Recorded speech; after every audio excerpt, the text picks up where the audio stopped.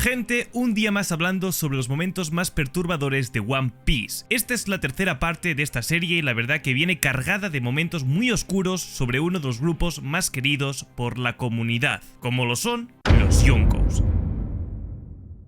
Aunque como ya he hablado de los momentos más perturbadores de los Mugiwaras y los Shichibukais en la parte 1 y 2, para esta tercera parte he tenido que excluir a Luffy y Buggy, que a día de hoy también son Yonkous, y así no tengo que repetirme. Igualmente, si queréis ver sus momentos más oscuros, solo tenéis que ir a la lista de reproducción que he creado para esta serie. Pero antes, miraros este vídeo porque os digo de verdad que ha quedado un vídeo muy curioso, y sobre todo, oscuro. Y empezamos hablando sobre Kaido, el de las bestias. La cabeza de un enfermo. Kaido tiene unos cuantos momentos perturbadores que demuestran que no estaba muy sano de la cabeza. Su obsesión por el poder y la Zoan puede que le vengan desde el incidente que hubo en God Valley, en el cual a pesar de contar con monstruos como Nakamas, perdieron y se rompió la tripulación. Esa obsesión le llevó a hacer actos como convertir el país de Wano en una fábrica de armas. También hundió en la miseria a los pueblos más pobres de Wano, obligándoles a comer Smiles, sabiendo qué significaba eso, o incluso acabar con la vida de sus propios hijos para que no sufran lo mismo que estaban sufriendo los adultos. Este tipo de villanos suelen usar a los demás como herramientas, viendo a los demás como instrumentos a usar, pero con miembros de la familia no suelen ser así, pero no es el caso tampoco de Kaido. Desde que Yamato, su hija, era una niña, ha sufrido muchísimo a manos de su propio padre, usándola también como una herramienta para poder aumentar su poder militar. Por eso Yamato se identificó como Oden, el mayor rival que su padre ha tenido nunca. Sus tendencias a la automorición. Solamente con conocer a Kaido por primera vez vemos, como os he comentado antes, que este tío no está bien de la cabeza, porque lo vemos saltando desde una isla del cielo para quitarse la vida. La cosa es esta, que el motivo por hacerlo no es que se sienta mal por algo, simplemente porque tal y como él afirma explícitamente, la muerte te complementa como ser, y por lo tanto envidia a piratas como Roger y Barba Blanca porque pudieron lograr morir. Bueno, ¿algo más que decir? El sueño de un auténtico psicópata. Antes de su derrota contra Luffy, este pirata estaba en continuo crecimiento, llegando a tener más de 20.000 miembros en su tripulación, y aunque pueda parecer relleno de la banda, en verdad Kaido no aceptaba a cualquiera y estaba metido en los negocios de los bajos fondos, para conseguir que su tripulación fuera la más poderosa de todas. Kaido se alió con Doflamingo precisamente por eso, para convertir a su tripulación en la más poderosa, creando frutas del diablo artificiales, consiguiendo un total de 500 usuarios con esta habilidad. En cuanto a los territorios de esta tripulación, sabemos que solo tenían bajo su control a Wano y Onigashima, algo que evidentemente hacía que Kaido y su tripulación tuvieran un mejor control sobre la gente del país y la creación de nuevos usuarios de frutas Smiles.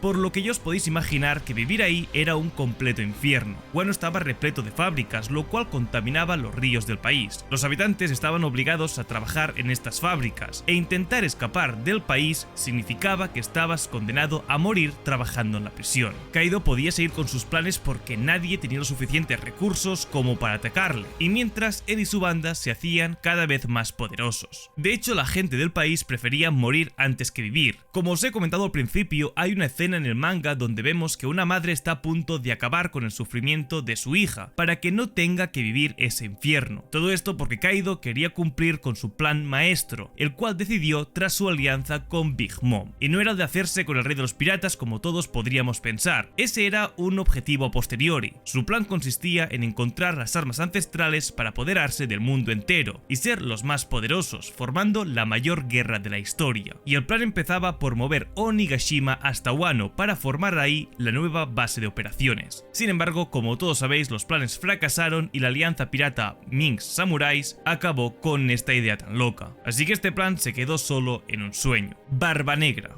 Desde que este era un niño sabemos que tiene problemas emocionales y traumas, cosa que se puede deducir gracias a un SBS en el que Oda dibujó a Kurohige de pequeño y estaba solo y triste, sintiéndose muy seguramente desamparado. Algo pasó seguramente muy perturbador que le hizo obsesionarse con las frutas del diablo más poderosas. La obsesión con la Yami Yami no Mi. Por algún motivo en concreto se obsesionó con la fruta Yami Yami no Mi, cosa que le motivó a unirse a la tripulación del hombre más fuerte del mundo. Ahí pensó que le sería más más fácil conseguir esa fruta. Con el paso del tiempo se sintió uno más y acogido con otra gente, probablemente por sentirse solo de pequeño. Estuvo a punto de renunciar a su obsesión, pero ese sueño resucitó cuando vio a su nakama Touch con esta fruta que tanto quería, lo que le llevó incluso a matar a su nakama, ya que las normas de ese barco era que quien encontraba una fruta hacía lo que quería. Después de eso empezó a navegar en solitario trazando un plan para conseguir cada vez más poder. Buscó a Luffy para entregarlo a la marina para así recibir el título de Shishibukai, pero al final acabó amoldando el plan cuando Ace le estaba dando caza para vengar su nakama. Pero cuando cumplió con esta parte su plan y pudo entrar a Impel Down, provocó una de las mayores matanzas de la historia reciente, el torneo más sangriento de Impel Down. Cuando Barbanegra llegó al nivel 6 de la prisión, decidió que sería buena idea liberar a todos los presos que habían ahí, para que lucharan a muerte, con la promesa de unir a su tripulación los que sobreviviesen. Y esto es lo que hizo, enfrentó a muerte a todos los piratas más peligrosos y poderosos de Impel Down, los criminales con peores cargos a sus espaldas, para poder ver la violencia y la sangrienta batalla que se daría a cabo. Y efectivamente Barbanegra cumplió con su palabra, habiendo limpiado un nivel entero de criminales y quedándose con los más poderosos. La muerte de su padre. Después de los acontecimientos de Impel Down, fue a Marineford a presenciar el final de la guerra, en la cual mató al hombre que le dio todo lo que jamás soñó, al hombre el cual le dio acogida cuando era un huérfano. Además de esto, también aprovechó la ocasión para robarle el poder de su fruta del diablo, de un modo que aún no sabemos. El oscuro plan detrás de las frutas del diablo. Después del salto temporal sabemos que se instaló en Hachinosu, isla que convirtió en su base principal, y ya no solo en el mismo, sino también en sus nakamas, ya que estuvieron a la caza de usuarios de frutas poderosas. Por eso Barbanegra mandó a uno de sus comandantes al torneo de Doflamingo que hizo entre Rosa para conseguir la fruta de Ace. Esta caza de usuarios evidentemente significa que primero deben matar al usuario para poder luego hacerla regenerar cerca y que así un tripulante de la banda la pueda consumir de nuevo. Todos estos momentos han hecho que Kurohige, un villano con momentos muy perturbadores a causa de su obsesión con el poder y el no estar solo. Shanks.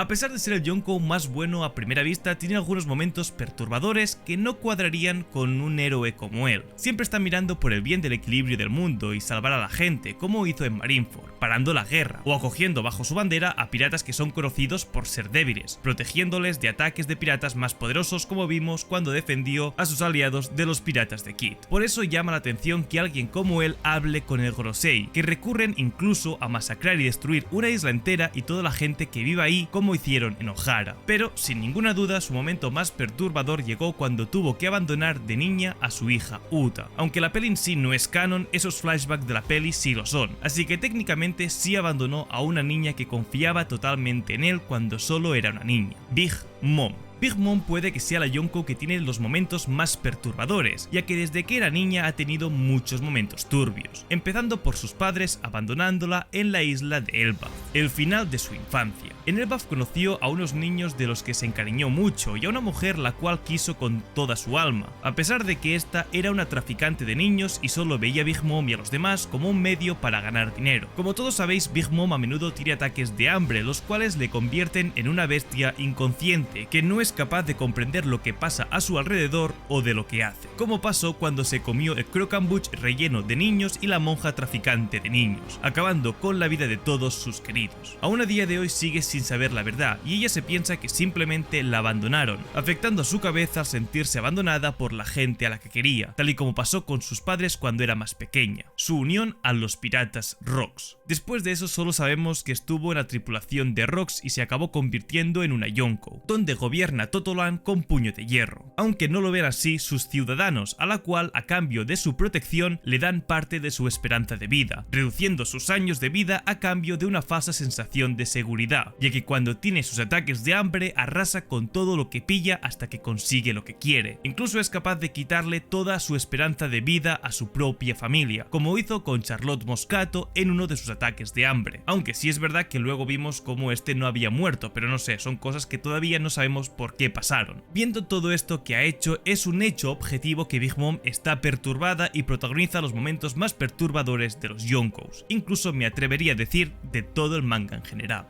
Barba Blanca. Sobre este pirata pocas cosas perturbadoras os puedo contar de él. Bueno, sí, su capricho de ver a todos como su familia para que luego uno de ellos le traicionara. En fin, hay momentos muy duros en su vida, por lo que es importante entender primero su infancia. Los tributos celestiales de su tierra natal. Como todos ya sabréis, las islas afiliadas al gobierno mundial tienen que pagar el tributo celestial, a cambio de tener los derechos de pertenecer a esta organización y la protección de la marina, pero no todas las islas pueden pagarlo. A veces esto trae problemas y Barba Blanca no se libró de ellos. Al no poder pagar este tributo, vio a sus padres morir ante sus ojos y sin poder hacer nada. Esa impotencia le creó el trauma que le hizo hacerse a la mar con dos objetivos. El primero, que se unió a la banda de Rox para ganar dinero y poderlo enviar a su isla natal, para tener la protección que no pudo tener en su infancia. Con el tiempo, esta isla acabó bajo la protección de Barba Blanca cuando este se convirtió en un Yonkou. El segundo objetivo fue que a causa de perder a sus padres estuvo hasta su muerte uniéndose a gente o posteriormente uniendo gente a su tripulación,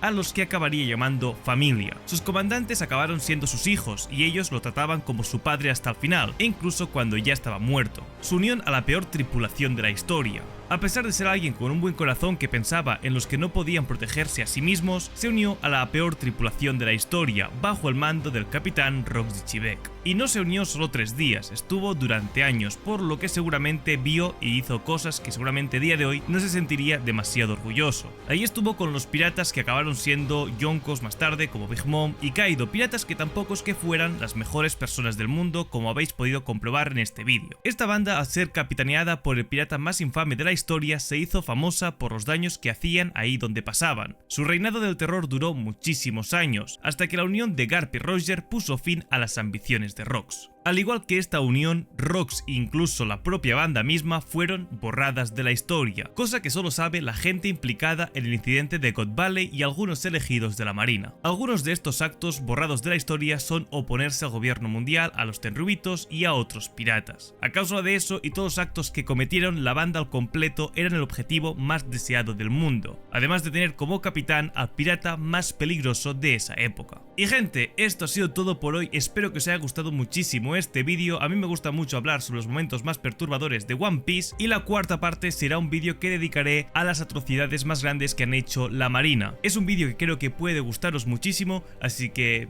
poco más os tengo que decir: dejar un like, un comentario, suscribiros y nos vemos en próximos vídeos. Hasta la próxima, adiós.